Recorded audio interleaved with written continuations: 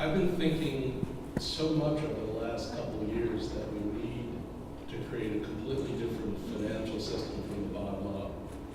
And some of that is to demystify finance, because it's been basically put in the hands of folks who are just trying to basically say, look, this is really complicated, people, trust us.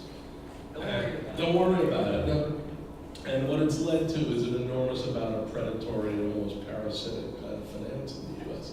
So what you're saying is just spot on. And I think what we now, this is really about taking back power and control and putting it in the hands of local problem solvers and an enormous amount of wealth that exists in this country already that really wants to find a way to do critical things. I think that's what you're really saying. So we're like complete, I mean, we've never met before. And it's just bizarre, actually. So, well, I did read your early works in school when I was studying cities. Oh, okay. So I don't feel like talking. I feel like going off in a room with them and sort of, okay, what the fuck are we It's doing? yeah, well, this is just rebuilding it. But, so, one other thing I've been thinking about, how many people in the audience have read Jane Jacobs, The Death and Life of Great American Cities? There's a great chapter in that book. If you have it in your house, it's probably buried somewhere. Go back and read chapter 16. Because chapter 16 talks about the difference between cataclysmic money and gradual money. And cataclysmic money was what happened in the past recession from the merchants of complexity, and then what happened in the 50s is we destroyed all these cities in the United States with freeways and this and that. And gradual money is how we rebuild America with density and diversity and so forth. It's really worth reading again, because I think everyone thinks Jane Jacobs is just about Greenwich Village, but she was just such an original thing. But so, I just want to figure out how we work together. That's all I really want to do. And let's start the resolution. There's so much to learn here in Maine. We can maybe work together on some Maine experimental projects that the locals are, recapturing the power of the hidden economic engine. Hopefully we can dust it off and rebuild it and turn it into a mechanism that puts the power back into, as you make the point, in the new localism. I highly recommend his book if you haven't had a chance to read it yet. But you make that point, the powerful point that it's, the power is beginning to shift into the hands of problem solvers. There is great hope that, the line, given the resources, the means, and the reasons to, direct the flow of capital to, through, and from the projects that need to be happening so that we can thrive as communities, but also as a single planet species, on an otherwise seemingly runaway course towards a certain doom. How many people work in there? There's 40 people. 40 people. And how much of those are like data mining, data analytics? The majority of those are engineers and product people, data people. Yeah, I mean, I would say that, the secret to large-scale capital aggregation is it's boring routinization. Okay, I mean that's all it is, really. Absolutely, absolutely. The ability to put together the capital that you need and not go through a bunch of painful process and expensive time and energy. Emergence of complexity, you have one point, and that's that you're busy running your community, and so it's not that you should ignore the details and the characteristics of how it works. You should be in direct touch with it, but the difference is it can be simple, and if it is simple, then the ability to do that routinization is far simpler, it's far easier, right? Because the Canadian market with the concepts like shelf registration, where we all just agree this is a set of documents and the process that we use to get a deal off the ground. Shelf ratings, where we don't pretend like every time we go to market there's a need to go in and reevaluate all of our looks and future prospects from scratch. These are all mechanisms that emerge from a hyper-fragmented market that was fiercely local and independent, but it can and it should benefit from the routinization that's possible from things like standardizing the documents and getting back to clear first principles thinking about how these things work and telling the merchants the complexity, but no, we're going to access the market, but no, we're not going to pay you your mystery math. Their entire work is built on the idea that they don't understand how the hell does it make money. This Chuck Marone, Strong Towns, he asked the question. He said, I tried it. I don't understand exactly how all of the things work when I recommend something to a community. And when we go in to do a public project for engineering, and inevitably it's going to touch that market. And I get how this side works and how that side works, and then I try to look at how the people that are putting that financing together, how they make money, because I like to understand that. And how do they make money? Well, it's built on mystery math. It's built on the ability to disguise what's really going on. And it's 2 centuries of market. Some of these things that were there to serve the interest of the central powers that flow the capital still exist. Like, we still have, in this day and age, one artifact from the days of telegraph and trains is the pricing wire. The market, the capital, when people are pretending to take risks with other people's money and they underwrite together, they send each other a note that doesn't get disclosed to the public, called the pricing wire, and in it there's also the underwriter's discount. What did every firm earn? Back in the 1855, in that loan document, somebody just walked down the street to a mom and pop savings and loan and bought the bond. It wasn't that complicated. It can be simplified. Well, I do think, and then I can ask this question, I do think that one of the challenges for Maine is to some extent go through an audit of your wealth, right? And so where is your wealth, right? And it's embedded in a lot of different things when you think about it, right? I mean, it's a portion of what, as I was talking about, what the public owns, right? So that's a bit of public wealth. It's pension funds. It's a lot of your locally owned institutions that might be actually sending your capital out of state, or as you were saying before, paying too much for it, and not having the largest, the sufficient return. So to completely upheave an existing system, you both have to deconstruct the current system and then build the next one. And I think that's what you're describing right now, really. You've basically said, this is the current system, and here are all its deficiencies, and it's protected really by this mask of complexity.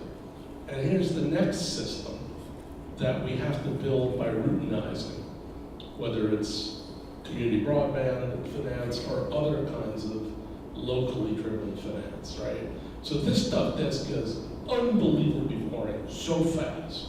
You've got to love math to some extent, but I wrote a recent piece called "What's in Your Capital Stack." We all have watched that, commercial, "What's in Your Wallet," right? And I'm trying to basically say, what's in your capital stack? If you want to do an affordable housing deal, let's say in Erie, Pennsylvania, and South Bend versus Oakland, California, what's the debt? What's the subsidy? What's the equity? Let's start going back to basics here, because we're not getting a big infusion of natural money anymore. We're going to have to basically think through this locally. We're going to have to create instruments and institutions that become routines. I think that's what you're doing. I mean, it seems it's simple. It's unbelievably geeky when you actually get into the details of it. I mean, you put spreadsheets, it's brutal. But we have to do this now. So here's a question for you. Can you talk more about scale and how it impacts success of open access infrastructure? Sure. And I think it ties directly to the point that Bruce makes, that power transfers to the problem solvers. And, in that case, the transfer from a broken and bloated federal government into the hands of the local communities. And I love your point that the cavalry is not coming anymore. We look back to when things were really out of hand in the last go around, before the last go around, where we built out the banks, and if we look at the things like the WPA, which was a national program, and it required national collective effort. But there is the possibility that, as you said, there is the wealth.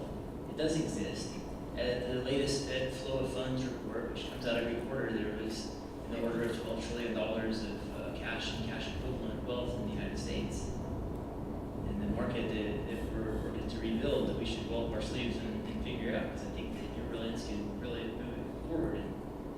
question what's in your capital stack, if we can propose it, it begins with the bedrock of the humble bond, and we can really make things move. But in that report, you look at it and see also that still, even to this day, greater than half of the buyers of municipal bond are individual households, either directly or through funds that buy bonds. And that routinization that you talked about, it cascades in so many ways. It begins with simple documents and knowing what are the ingredients of the deal and being really clear and transparent about the math. And yes, you have to love math, and that's okay.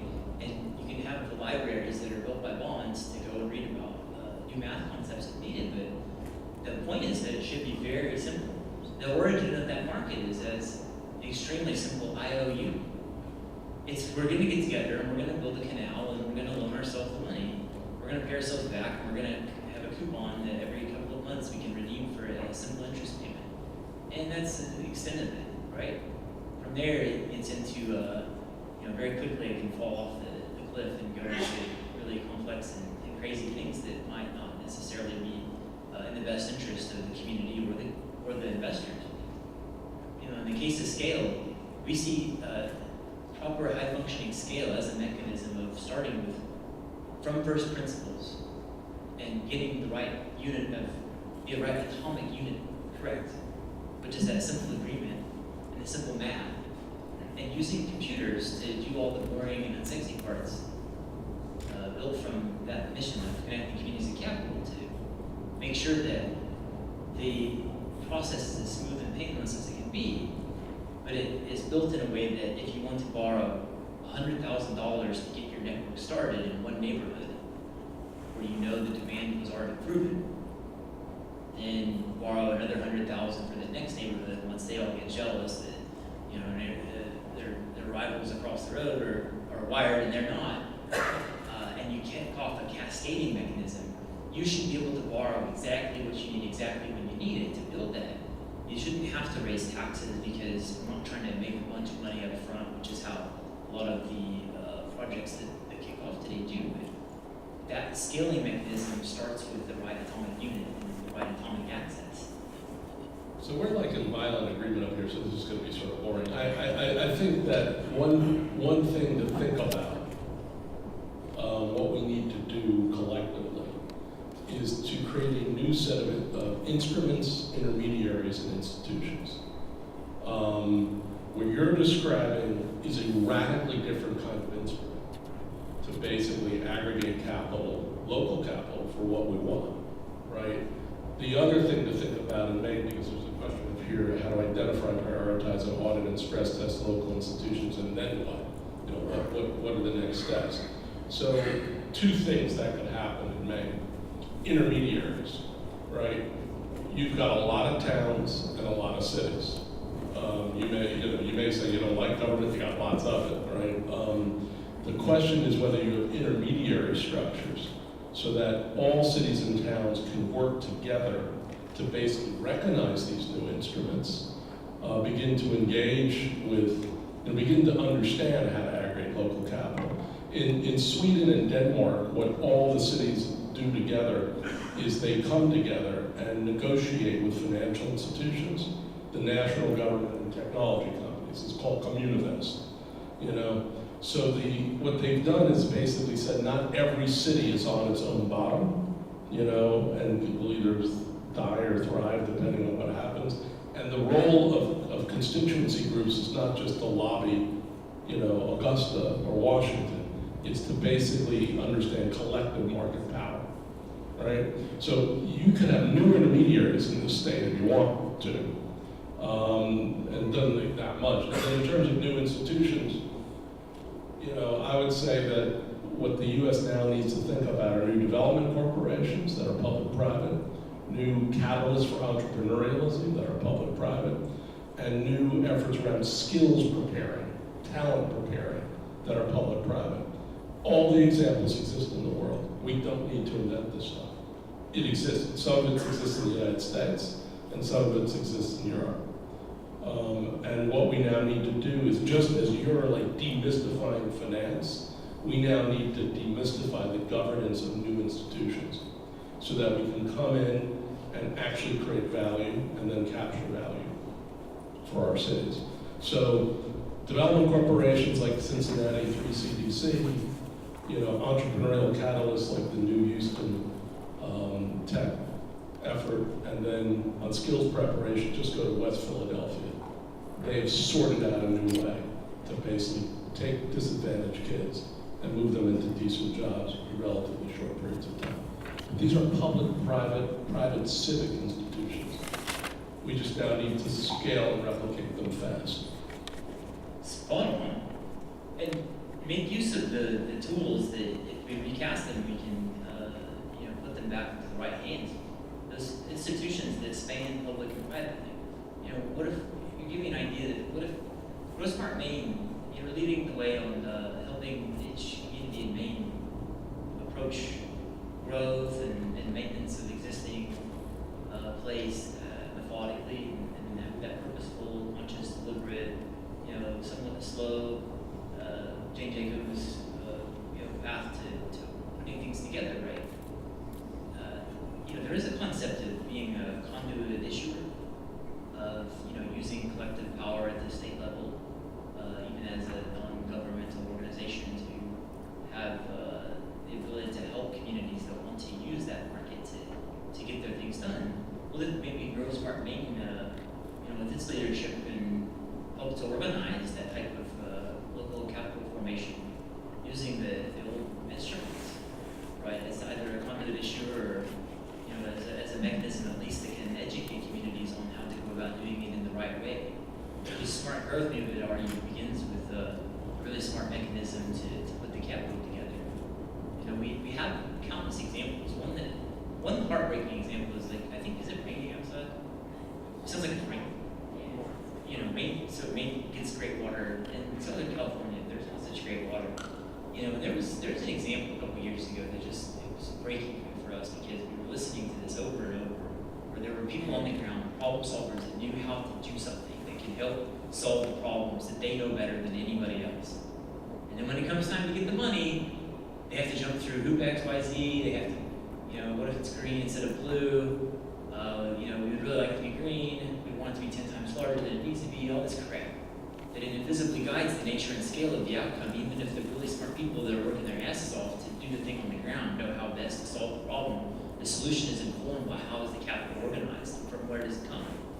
And an example of most stupidity to us, and heartbreaking stupidity at that, is a community that had its professors at the local university we study nature. We want to be in accord with nature. We want natural finance. We want organic finance. We want regenerative finance. And how would nature solve this problem? And in the case of water, we would say, well, plants around this area where we're trying to build this city that doesn't exist in much water would do everything in their power to collect as much as they can during the infrequent rain events. And here we are trying to tap the Colorado River, and we're at the mercy of a bunch of investments and water rights upstream of us and also nature. We don't necessarily have the water we need to continue our population that we have, let alone grow. The smart thing to do would be study nature and say, how can we capture as much as we can? So they developed a plan for hundreds of rain gardens distributed throughout all of the neighborhoods of the community. That would be, in most days, little parks, little parklets that people can hang out in and do all the great things that parks do for communities. Underneath them sits a few layers of natural filtration mechanisms, and then below that, activated charcoal that can do the filtration, and then reverse osmosis that can pull the water from the cistern into a local grid tide mechanism, so that we're essentially a giant sponge when there are the infrequent rain events. And it turns out we can capture, even with the infrequent rain events, half of what we need to serve our current population. And this will be $150 million. Okay, that's a lot of money in one sense, and then it's not a lot of money when you're talking about not being able to drink water. In contrast, another plan is let's create an offshore desal plant that is environmentally dubious at best, probably toxic in a couple of ways, and at least the micro system around it. definitely not a park in the community. It's a big thing that, you don't want to go to that beach anymore. And it's $2 billion. Which one got built? And why? The desal plan. Because the financiers wouldn't touch the new idea, the crazy idea, the hippie idea, the granola idea of rain gardens. Even though it would have done worlds more to transfer value from private investment into the public realm, and then back into the private realm by way of increasing property values and solving the problem from first principles. We did the desal plan because the bankers and the folks involved with that project would make $100 million more. That's the reality. I hate to interrupt, we've got about 10 minutes left. So I've handed more questions. I've also let me throw in some I've gathered together. A couple of questions about, this is really interesting, what about rural? What about small towns? What about small towns that are thriving because of small? How do we address that? And related to that is, how do we do this in a regional approach, which is how things are going to happen in Maine. So that's one batch. The other batch addresses the change that you're talking about. What do we do about workforce as we're looking at all of this? What do we do about the people who are comfortable with the status quo as we're looking at all of this? And if there are networked cities that are part of Maine that are ready to take on what you're talking about, what about the rest of Maine? So these are all, as you're bringing forward change, what about the people who don't want change or may not be included early on? So plenty of fodder for you folks for the next 10 minutes, and I'll handle it. Well, I can start on what this means for small towns and particularly rural areas. To a large extent, the Northern European models focus on those kinds of places. Stockholm doesn't really need help, and Copenhagen doesn't really need help anymore. It's the rest of those countries, the other cities and communities in those places that tend to be a lot smaller. So I think one sort of paradigm shift to think about, because you're such a fragmented place, is a lot of the conversation about fragmentation, and our report in 2006 talked about it, was should you move towards consolidating? Whether it's general purpose local governments or whether it's school districts, and you've been through some of that.